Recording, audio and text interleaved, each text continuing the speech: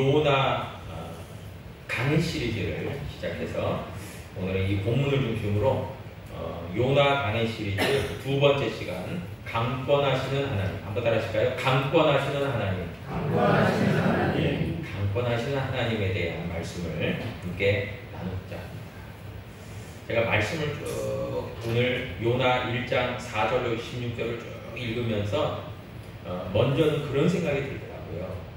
하나님은 참 포기하지 아니하시는 하나님이시구나. 강권하시는 하나님, 그 말은 끝까지 붙드시는 하나님이다, 그 말이에요. 강권하여, 그러니까 강하게 권하는 하나님이다. 끝까지 우리를 포기하지 않고 붙드시는 하나님이다. 그런 생각을 참 많이 하면서 성경에 나오는 유명한 그 인물들 있잖아요. 믿음의 조상 아브라함부터, 그리고 율법을 받은 모세부터, 그리고 신약으로 가면은 예수님의 수제자인 베드로, 그리고 교회와 예수님을 핍박했다가 회심한 사도 바울, 그 모든 사람들의 공통점을 제가 발견하게 되는데, 그것이 바로 하나님의 강권하심을 경험한 자들이에요. 다른 말로 우리 현대적인 표현으로 하면은 하나님의 애프터 서비스를 적용받은 사람들이, 그러니까 하나님이 고쳐 쓰신 사람들이 처음부터 그냥 믿음의 꽃길을 걸어가고 탄탄대로고 막힘이 없고 태어나면서부터 영적인 금수저고 그런 게 아니라, 많은 믿음의 선진들이, 믿음의 인물들이 하나님이 고쳐 사용하신 애프터 서비스를 받은 사람들이에요. 그런 의미에서 볼 때 오늘 본문에 나오는 요나도요, 같습니다. 우리가 지난 시간에 어떤 말씀을 나누었습니까? 요나가 하나님께 불순종하고 너는 니느웨로 가라, 하나님의 나의 말씀을 전해라, 선포해라, 그렇게 이야기했음에도 불구하고 정반대인 다시스로 그렇게 하나님의 뜻을 거역하고 떠났죠. 우리가 그런 요나의 모습들을 우리가 살펴보게 되었습니다. 여러분, 오늘은 그런 점에서 요나를 강권하시는 하나님, 그 하나님에 대해서 우리가 말씀을 한번 살펴보고자 합니다. 여러분, 우리가 살아가면서 여러 경우들을 만나게 됩니다. 많은 일들을 겪게 되는데, 특별히 힘들고 어려운 일을 경험하게 될 때에 우리는 그것을 피하려고 하는 경향성이 있습니다. 그런데 어쩌다 보니까 피하는 것이 아니라, 우리가 지난 시간에 요나의 경우처럼 계획적으로, 고의로 어떻게든 피하려고 하고 그 자리를 도망치려고 하는 경우들이 아마 있었을 겁니다. 그러면 그 문제가 나에게 직접적으로 어렵게 다가오기 때문에 그런 선택과 결정을 했을 거예요. 그리고 계획적으로 어떻게든 도망치려고. 제가 지난주에 그런 말씀을 드렸잖아요. 그 요나가 하나님의 낯을 피하여 도망했다. 그 도망이 히브리어로 뭐라고 그랬죠? 제가 딱 누구를 지목하려는데 굉장히 난처해 하실 것 같아서 제가 지목하지 않겠습니다. 그 도망이 라루츠라고 했죠, 히브리어로. 그게 뭡니까? 적극적 도망이라고 했잖아요. 그러니까 어떻게든 도망치는 거죠. 하나님이 그러지 마라, 그런 얘기를 하기 전부터 그냥 막 싫어요 하면서 도망치는, 그게 라루츠라고 얘기했는데, 여러분, 그렇게 우리의 삶 가운데도 정말 내가 이걸 감당하기가 부담되고 너무나 싫고 나는 힘듭니다 하면서 적극적 도망, 고의적 도망, 그것을 아마 우리들은 삶을 살아가면서 그런 적들이 여러 번 있었을 거예요. 여러분, 그럴 때 대부분의 결과는 어떻던가요? 물론 간혹 죄책감과 그리고 많은 부담을 갖고 있을지라도 회피한 적이 설령 있었을지도 모릅니다. 그런데 많은 경우에는요, 책임을 회피했기 때문에 당장은 편할 수 있어요. 육신적으로, 정신적으로 당장은 좀 안도할 수는 있습니다. 그런데 전체적으로 놓고 보면, 결과론적으로 놓고 보면 그런 회피는요, 도망은 결코 그 사람의 삶에요 도움이 되지 않습니다. 오히려 일이 꼬이고 문제가 더 가중되고, 그리고 정말 결과적으로는 그 사람에게 나쁜 결과를 가져오는 경우들이 대부분입니다. 그래서 우리는요, 어떤 문제를 만났을 때 자꾸 피하고 도망치고 외면하고, 내가 부담되니까 또 잠깐 피하면 그냥 문제는 좀 시간이 해결해 준다, 이런 식으로 적당하게 행동하는 것이 아니라, 여러분, 우리는 적극적으로 그 문제에 대처하는, 믿음으로 신앙으로 대처하는 부분들이 필요할 것입니다. 그런데요, 우리가 그렇게 선택하면 좋겠죠. 하나님, 내가 믿음으로 돌파하겠습니다. 내가 믿음으로 정면 돌파하겠습니다. 그러면 얼마나 하나님 보시기에도 예뻐 보이겠어요. 그런데 많은 경우에 의기소침하고 또 자기 생각이 옳다라고 생각해서 하나님의 뜻을 거절하고 거역하고 거부하고 이렇게 한단 말이에요. 여러분, 그럴 때에 하나님이 발동하시는 것이 있습니다. 그게 뭐냐면 하나님의 개입이에요. 하나님이 그 도망치는, 회피하는 사람의 삶에 직접적으로 개입하십니다. 그래서 하나님의 강권하심을 발동해요. 왜 그러냐? 이유가 있습니다. 하나님께서는 역사의 주관자가 되시잖아요. 그래서 하나님은 모든 전체적인 밑그림을 다 그려놓으셨어요. 여러분, 성경을 통해서 보세요. 아브라함을 부르시든지 모세를 부르시든지 구약의 선지자들을 부르시든지, 하나님은 이미 과거와 현재와 미래의 역사를 주관하세요. 그렇기 때문에 모든 것을 주관하시고, 모든 것을 계획하시고, 모든 것을 적재적소의 사람들을 세워서 그 일을 행하게 하시는 하나님이에요. 하나님의 뜻 가운데요. 그렇기 때문에 하나님이 왜 강권하시냐, 왜 개입하시냐, 왜 애프터 서비스까지 하시면서 그 사람을 고쳐 쓰시려고 하시냐. 여러분, 우리 같으면 그럴 수 있잖아요. 아니, 그렇게 라로치 적극적으로 도망치는데 싫다고 막 안 해요 막 이러는데, 그래, 너 하지 마, 포기하고 그 사람은 그냥 놔버리고 다른 사람 세우면 돼요. 그러니까 한마디로 이야기하면 자꾸 문제를 일으키면 그냥 자동차로 따지면 폐차해버리고, 새 거 사면 되잖아요. 그럼 얼마나 쉽습니까? 새 거고. 근데 하나님은 그러지 않으신다는 거예요. 사람을 강권하시고 그 사람을 개입하시고 애프터 서비스까지 하시면서 그 사람을 어떻게든 새롭게 하시고 고쳐 쓰시는 하나님. 근데 그 이유가 뭘까요? 하나님이 지목하시고 지명하시고 하나님이 택하신 그 사람을 뭐 하신다는 거예요? 귀하게 여기시는 하나님. 너 아니어도 할 사람 많아. 너 여러 사람 중에 네가 선택지 하나였을 뿐이야. 너 아니어도 내가 맡길 사람 많으니까 너 하기 싫어? 하지 마. 이러는 게 아니라, 여러분, 마치 이런 거 같아요. 자녀가 부모의 마음을 모르고 막 속상하게 할 때가 있잖아요.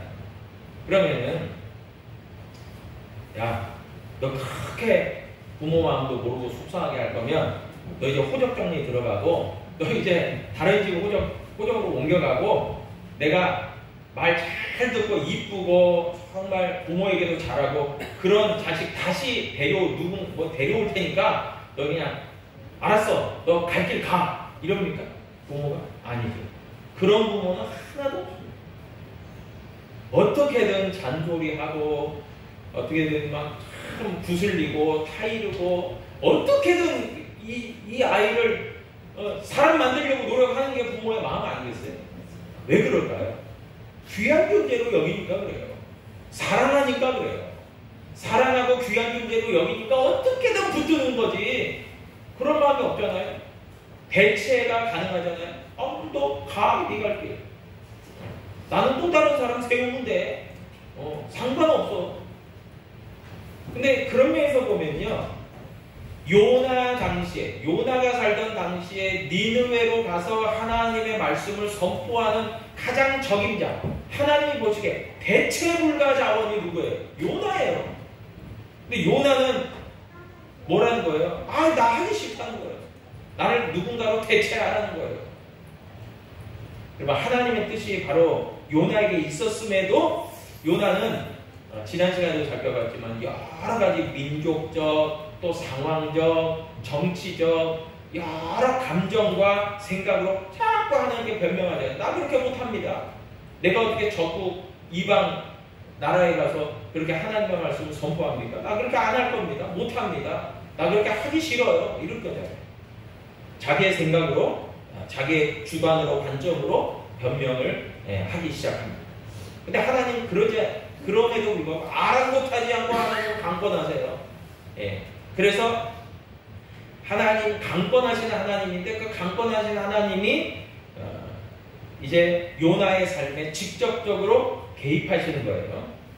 그래서 오늘 그 부분을 말씀을 함께 나누고자 합니다.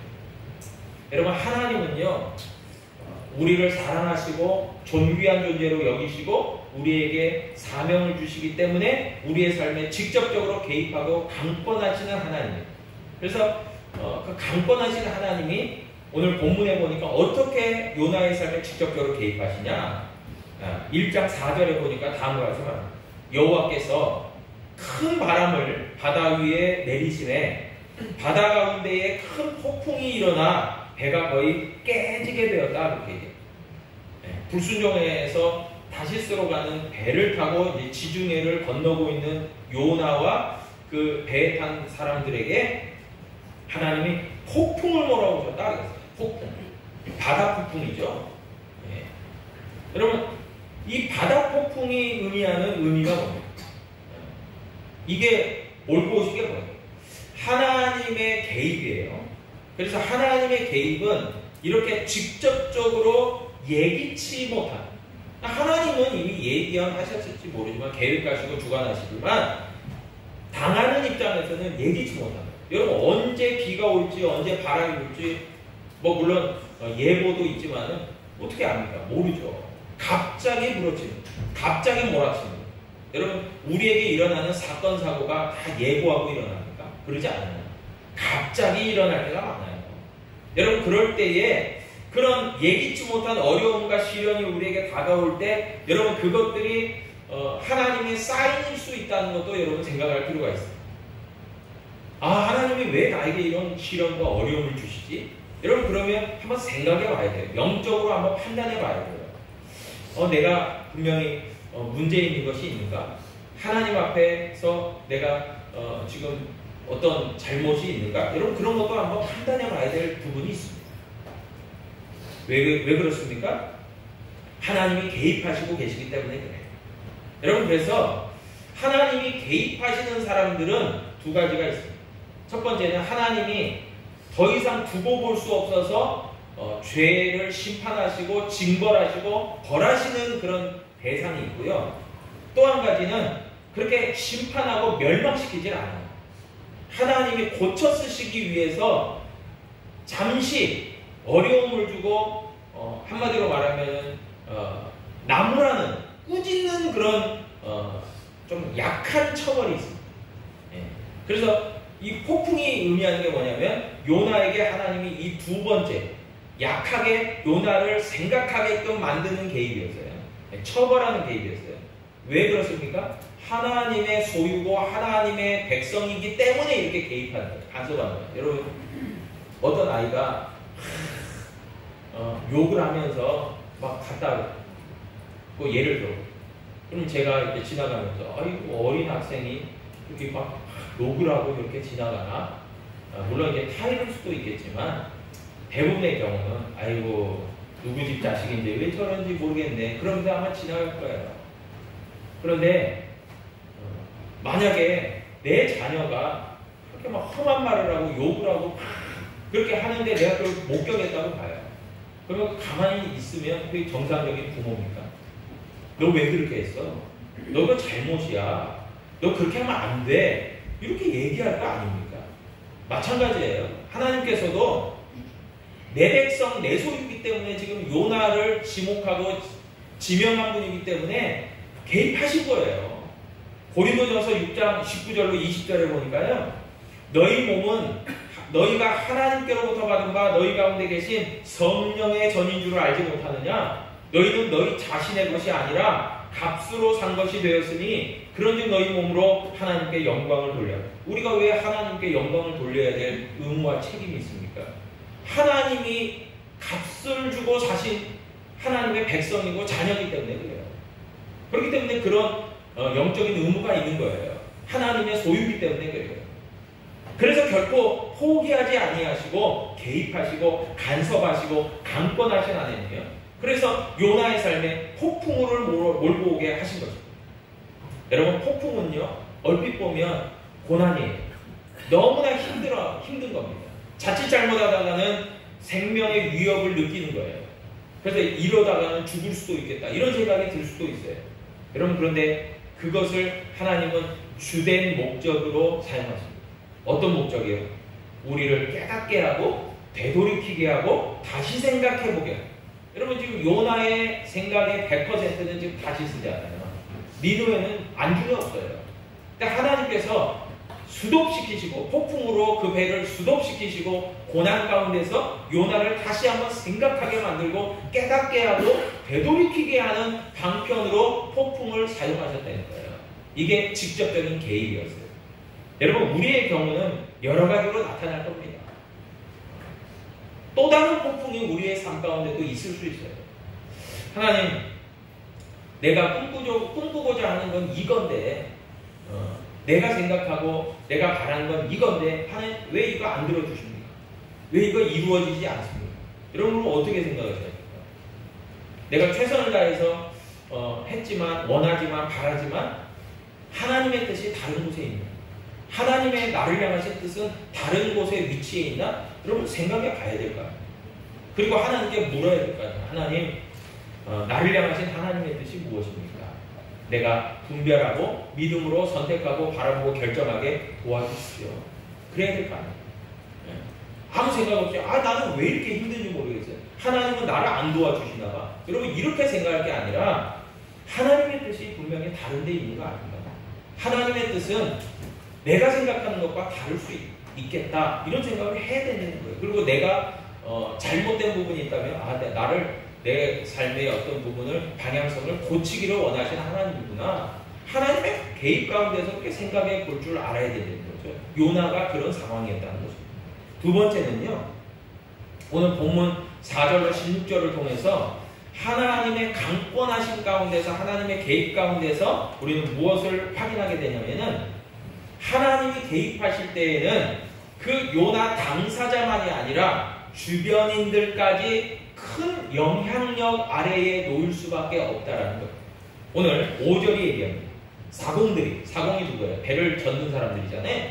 사공들이 두려워하여 각각 자기의 신을 부르고 또 배를 가볍게 하려고 그 가운데 물건들을 바다에 던지니라. 그러나 요나는 배 밑층에 내려가서 누워 깊이 잠이 들었다. 여러분, 큰 풍랑이 일어났어요. 배가 깨지게 됐어요.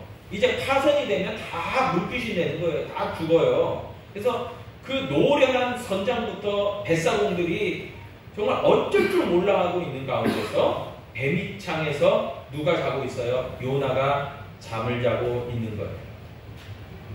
저들은 각자의 신의 이름을 부르면서 살려달라고 아우성대고 정말 하는 건데요. 그런 상황이었는데, 긴박한 상황이었는데 말이에요. 여러분, 요나의 불순종 가운데서 하나님이 개입하실 때 요나 한 사람에게만 개입하신 게 아니에요. 그 주변인들, 함께하는 이들에게 함께 개입하셨습니다.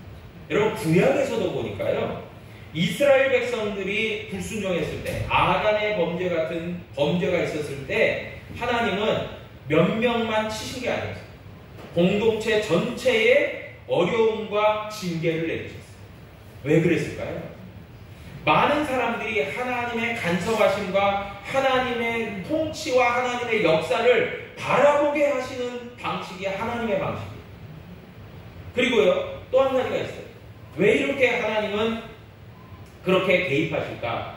다중에게 개입하실까? 나중에도 보면 알겠지만 이 뱃사공들이 요나의 그런 상황들을 보고 또 개입하시는 하나님을 보고요, 처음에는 각자의 신의 이름을 부르지만 나중에는 만군의 여호와 하나님, 신 중의 신이신 하나님의 이름을 불러요. 하나님을 인식하게 돼요. 진정으로 이 모든 상황을 해결하실 수 있는 하나님은 만물을 주관하시는 여호와 하나님일 수밖에 없구나를 고백하게 되는 거예요. 여러분, 이것은 요나 때 뱃사공만이 아니죠. 많은 경우에 그랬어요. 이방 민족, 이방 나라들이, 이방의 임금들이 그렇게 고백했어요. 여러분, 그리고요, 왜 두 번째는요, 왜 이렇게 하나님은 다중에게 개입하시냐? 이유가 있습니다. 죄라고 하는 거예요. 여러분, 지금 요나는 하나님께 불순종하는 죄를 졌죠. 죄라고 하는 것이요, 전염성이 엄청납니다. 우리가 팬데믹 2년을 경험하지 않았습니까? 한 사람이 전파력이 어마어마하잖아요. 여러분, 근데 죄도 마찬가지예요. 죄라고 하는 영적 바이러스는요, 전염성이 대단합니다. 그래서 한 사람의 죄가요, 모든 공동체를 오염시키고 악영향을 끼치는 거예요. 문제를 발생시키는 거예요. 여러분, 로마서 5장 12절이 얘기해요. 그러므로 한 사람으로 말미암아 죄가 세상에 들어오고 죄로 말미암아 사망이 들어왔나니 이와 같이 모든 사람이 죄를 지었으므로 사망이 모든 사람에게 이르렀느니라 얘기합니다. 죄의 강력한 전파력을 이야기하고 있어요. 여러분, 이러기 때문에 요나 한 사람의 문제가 아니었다는 거예요. 다중의 문제, 그 함께하는 사람들의 문제였다는 것입니다. 여러분, 그래서 우리가 이해하는 게 있어요. 여러분, 우리에게 어떤 어려움이 있고 문제가 발생되고 그러면요, 여러분, 이게 개인으로 끝나지 않아요. 조금 더 확장되면 가정으로 전파됩니다. 가정에 문제가 생기잖아요. 교회 공동체 안으로 퍼집니다. 교회 공동체 안으로 퍼지고 지역으로 퍼지게 됩니다. 공동체 안위에 위협을 받게 됩니다. 여러분, 그래서 우리 각자는요, 이렇게 하나님 앞에 우리가 바로 서야 되는 이유가 있어요. 내 죄와 내 잘못으로 인해서, 불순종으로 인해서 나 개인만이 아니라 많은 이들에게 선한 영향력에 반대인 악한 영향력을 끼칠 수 있다는 것이에요. 이게 결과론적으로 드러나는 거예요. 그렇기 때문에요, 저와 여러분들이 이 죄의 전염성과 전파력을 심각하게 여겨야 되는 것입니다. 오늘 본문은 그것을 잘 이야기해주고 있습니다. 그런데요, 오늘 본문에서 아이러니하게도요, 정작 문제의 근원지가 되었던 요나는 어떻습니까? 배 밑창에서 깊은 잠에 빠져 있었다 그랬습니다. 여러분, 잠이라고 하는 것은요, 다른 본문에 보면 하나님께서 사랑하시는 자에게 잠을 주신다 그래서, 여러분, 그 잠은 사실 평안과 안심과 위로와 회복이겠죠. 하나님이 잠을 주시는 것은 그 사람을 평안하게 하는 거죠. 그런데 오늘 여기서 나오는 잠은 어떻습니까? 어떤 의미가 있습니까? 영적인 상태를 잘 보여주고 있는 거예요. 요나가 깊은 잠에 빠져 있었다는 것은 깊은 무감각의 차원에 있었다는 것을 얘기하고 있어요. 그 뭡니까? 자기가 죄를 짓고도 아무것도 느끼지 못하는 영적 무감각이 바로 잠으로 묘사되고 있어요. 그래서 에베소서 5장 14절에서는 뭐라고 이야기합니까? 그러므로 이르시기를 잠자는 자여 깨어서 죽은 자들 가운데서 일어나라. 그리스도께서 너희에게 비추이시리라. 그렇게 얘기해요. 영적인 잠, 죽은 것에서 깨어나라는 거예요. 근데 요나는 지금 깊은 그런 죄의 잠, 영적인 무감각의 잠을 자고 있었다는 거예요. 다른 사람들이 지금 다 허둥지둥 지금 살 길을 찾고 있는데 요나만 그렇게 잠자고 있었다는 거예요. 여러분, 사도 바울은요, 그 에베소서를 통해서요, 영적으로 죽은 사람을 잠자는 자라고 얘기한 거예요. 그래서 이렇게 영적으로 잠자는 자들은 어떤 사람들이냐? 하나님의 말씀과 사명에 전혀 반응하지 않는 영적인 무감각자들. 그러니까 하나님이 말씀하셔도요, 그 귀 기울이지 않아요. 그것에 반응하지 않아요. 그것대로 선택하고 행동하지 않아요.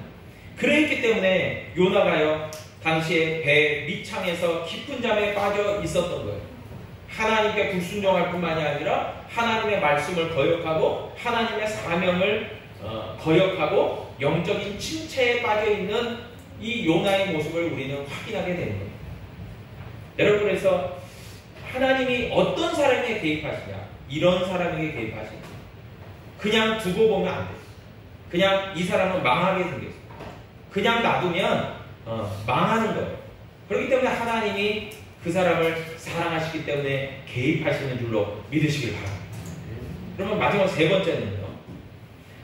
오늘 본문을 통해서 강권하시고 우리를 붙드시는 하나님, 그 하나님은요, 바로 우리의 삶에 개입하시는데, 강권하시고 개입하시는 것은 하나님의 또 다른 사랑의 표현이다라는 것을 우리는 확인하게 됩니다. 요나서 오늘 1장 9절로 10절을 보니까요, 다음과 같이 말합니다. 그가 대답하되, 요나가 이제 뱃사공들의 질문에 대답하는 거예요. 너는 누구 사람이냐? 너는 어디서 왔냐? 너는 무슨 민족이냐? 그러니까 요나가 대답하는 거예요. 나는 히브리 사람이요, 바다와 육지를 지으신 하늘의 하나님 여호와를 경외하는 자로라 하고, 자기가 여호와의 얼굴을 피하는 이유를 그들에게 말하였으므로 무리가 알고 심히 두려워하여 이르되 내가 어찌하여 그렇게 행하였느냐 하니라. 여러분, 요나가 참 불순종했지만 잘한 게 하나 있어요. 빨리 되돌이키고 회개하는 마음이 있었어요.